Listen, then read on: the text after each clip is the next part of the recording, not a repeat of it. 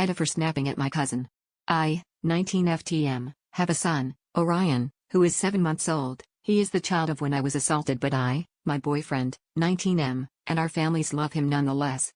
Recently, my boyfriend and I were staying with my grandparents for my grandmother's birthday, and my cousin, 13M, who we'll call Arthur, and his parents, also stayed. I try to make sure that he gets enough sleep despite Orion getting up at 5:30 and crying, so my boyfriend or I will get Orion up, letting the other get some more sleep and take him outside onto their porch. Even though I want for Arthur to get enough sleep for a teenage boy, he seems intent on getting up when Orion and I do to play with him, which I have absolutely no problem with as it allows me to make breakfast, have a coffee and even shower.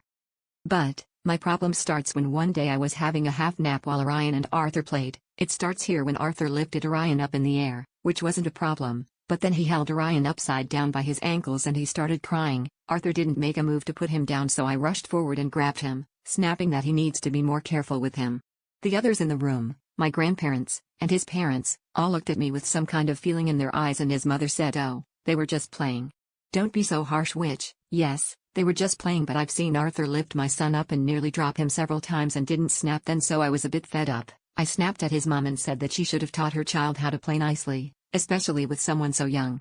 My boyfriend and grandfather managed to de-escalate the situation by saying we should have lunch, but it was tense all day. His parents have both said I'm being irrational and have even told his older sister, who is at uni if it matters, and she is now blowing up my phone saying I'm emotional and overreacting. My boyfriend and my grandparents both say it was a reasonable response since he was being so reckless with my son, but I don't know what to do since I'm still staying with him for at least a week more. Am I the asshole?